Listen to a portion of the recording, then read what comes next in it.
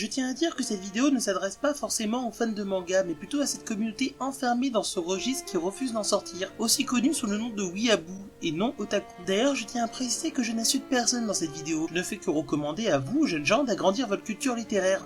Aussi, je sais que toute la jeunesse n'est pas composée de fans de manga. Sur ce, lancez le générique. C'est l'émission de Georges et Juju, c'est l'émission de Georges et Juju, là c'est un koala, et l'autre c'est une chauve-souris. Enfin, je te retrouve. Tu m'as échappé à Séoul, mais cette fois c'est fini. Darkface Ventripote. Kyoryu, tu ne laisseras donc jamais manger mon kebab tranquille. Je n'aurai de repos que quand je serai réellement qui je suis. Et cela, qu'importe que cela prenne 424 épisodes, 45 tomes et 7 OAV. Dans ce cas, meurs. Juju, pourquoi tu parles comme ça? Ah, Georges, non, rien. Je faisais un fan-dub en lisant mon manga. Un manga? Juju, toi qui fais de la bande dessinée, tu devrais savoir qu'il faut varier ce qu'on lit et ne pas rester enfermé dans le même registre. Georges, t'inquiète. Là, je lis un Neketsu. Hier, je lisais un seinen. Et avant-hier, je lisais un comics. Donc tu vois, je varie. Cette troisième main, d'où... Et vous voudrez pas le savoir. Bouh. Mais je comprends où tu veux en venir. Certains lecteurs de manga sont vraiment enfermés dans ce registre-là, et c'est un peu dommage. Ouais, c'est un peu ça. C'est triste car il y a de bons auteurs qui tombent dans l'oubli parce que personne n'a voulu zioter leur contenu alors qu'ils avaient de très bonnes...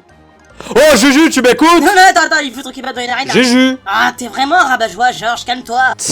De toute façon, les jeunes de nos jours n'aimeront jamais autant un contenu qui n'a pas de dessin manga. Et excuse-moi, est-ce que mes oreilles fonctionnent bien?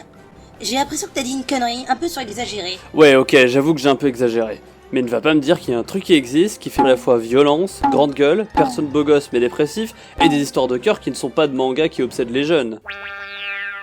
Non, ça compte pas. C'est vrai qu'il y a beaucoup de bandes dessinées qui seront laissées à l'abandon, alors qu'elles ont tout pour plaire. Je prends comme exemple Anacron de Thierry Kaito, qui pour ma part a un scénario de ouf que de la mort qui tue. Mais c'est pas de mal la veille que je vais voir quelqu'un déguisé en Wodan à une Japan Expo entre deux Deadpool et un Naruto. C'est triste de voir des tas de bons trucs qui n'ont pas eu leur chance. Mais qu'on soit clair, c'est pas la faute du manga, c'est la faute de la mauvaise volonté du lecteur. Comment ça? Oh, c'est simple. Tu vois, qu'importe ce que tu fais, le plus dur c'est avant tout de commencer. Quand t'as déjà commencé à avoir des codes de manga comme Naruto ou Soul Eater, Death Note et tout le team, tu seras plus familier à ces codes et plus apte à commencer un nouveau manga. T'insinues que les styles dessin manga se ressemblent tous? Pas du tout, mais si je te montre ça et ça, tu vas directement reconnaître que c'est du manga. C'est juste que les codes restent les mêmes. Après, chaque dessinateur a son style. Mais revenons à nos moutons, Gaston. Imaginons toujours que tu fais partie de ce registre. Si tu tombes nez à nez avec une BD franco-belge devant une pile de manga, la première chose que tu vas dire c'est: oh là là, ça semble différent de ce que je connais déjà, ça ne va sûrement pas me plaire. Et ça, c'est con. Ce qui compte dans une BD, manga, comics n'est pas toujours le style de dessin, c'est surtout son histoire, la façon dont c'est raconté. T'imagines si à l'époque on faisait ça avec des romans? Mais il se fout de ma gueule ce Jean Jalbert avec sa police d'écriture toute moche et sa couverture faite à la pisse. Putain, ça change trop de Victor Hugo, si ça se trouve j'ai pas aimé. Allez hop, poubelle. Ouais, mais comment savoir si ça pourrait nous plaire avant même d'avoir ouvert? Alors tu vois, derrière le livre, t'as des petites lignes, ça s'appelle un résumé, tu lis, et si l'éditeur n'est pas trop con, ça devrait un peu t'expliquer l'histoire. Oh! Ouais, mais Juju, comment savoir si ta méthode est fiable? Tu vois, moi, par exemple, j'ai une sainte horreur des mangas avec un personnage émo-androgyne qui font la taille d'une asperge, et des filles en soubrette mini-jupe dentelées avec des yeux qui font la taille d'un hamster enceinte. Et un jour, je suis tombée sur Platinum End. Voilà, la couverture, tout ce que je déteste. J'avais le choix entre acheter ça et le premier tome de One Punch Man. J'ai commencé à lire et... bah putain, j'ai adoré. Même si physiquement je ne les aimais pas, je me suis attachée aux personnages, l'enjeu, la moralité qu'ils nous offrent. Moi, ce qui m'intéressait, c'était vraiment de savoir comment les personnages allaient se sortir de la merde où ils se sont fourrés. Mais faut savoir que si ma méthode a marché avec un manga, elle peut très bien marcher avec une bande dessinée ou un comics. Allez, personne ne ment. Qui n'a jamais dévoré un Astérix en entier ou encore lu et relu des gags de Gaston Lagaffe? Ouais, mais Juju, t'es bien gentil, mais c'est pas violent contrairement au manga. Oh bah c'est sûr. C'est pas comme si dans les premiers Lucky Luke, il avait tué Joe Datton d'une balle dans la tête, alors que ce dernier était déjà pendu à une corde pendant qu'il essayait de s'enfuir. Fatality. Ou encore, c'est pas comme si dans Tintin au Congo, Milou s'était fait capturer par un singe, et que la meilleure idée que Tintin a eue pour le récupérer, c'est de tuer un autre singe, de le dépecer, ensuite enfiler sa peau pour se faire un costume de singe, s'approcher de l'autre singe, et le mettre KO d'un beau pif dans la gueule. Je suis désolé, mais là, niveau hardcore, même dans les mangas, on fait pas ça. La vache, c'est si violent que ça? Bah ouais que c'est violent. Après, c'est sûr que notre culture bande dessinée n'est pas la même qu'au Japon. Mais tu penses qu'au Japon, les mangakas sont influencés uniquement sur des mangas pour créer leurs œuvres? Ces types ont fait beaucoup de recherches et ont aussi beaucoup lu d'autres choses qui ne provenaient pas forcément du Japon. Tu crois qu'à ton avis, Hirohiko Araki, il s'est inspiré de quoi pour faire le premier tome de Jojo Bizarre Adventure? de la culture anglaise, de Sherlock Holmes, des romans d'horreur, ou du restaurant de sushi en bas de sa rue. Cette blague est très raciste. Ne vous fiez pas à un livre par sa couverture. Même si les dessins ou l'humour changent, ça ne vous empêchera pas de découvrir et d'aimer autre chose. N'ayez pas peur de vous cultiver, merde! Les mangas auront toujours une place centrale dans nos cœurs, mais votre amour pour la lecture est assez grand pour accueillir tout type de bande dessinée. Et il y en a toutes les sauces! Et ils sont juste sous vos yeux, quoi! Tu sais quoi? J'ai trouvé une idée. Mais pour ça, il me faudrait 3 adolescents fans de manga pour un petit test. On va les emmener aux putes? Quoi? Non, pourquoi ça? Rien. By the way, je suis sûr que ce sera facile de trouver des adolescents avec ce camion que j'ai acheté. Tu l'as vraiment acheté? Disons que le propriétaire est en prison et que je lui garde sa voiture au chaud en attendant qu'il sort.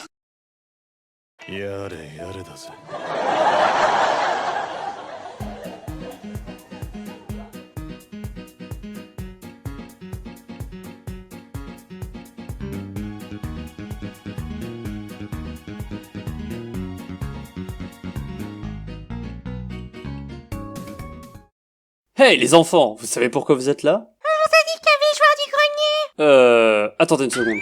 Juju, où t'as trouvé ces gosses? Devant le stand dédicace de la Japan Expo. Et où tu comptes trouver le joueur du grenier, gros malin?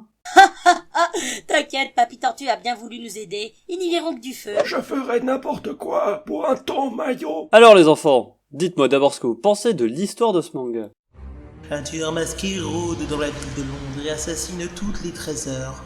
Toutes ces victimes sont des femmes qui ont hérité d'un riche milliardaire nommé Monsieur White, lui-même étant un homme très inconnu car ses mémoires ont été brûlées par sa femme quelques jours avant sa mort. Le héros détective se nomme Edward et il sait que sa petite amie est la prochaine dans la liste du tueur. Il a donc 13 heures pour découvrir qui est l'assassin.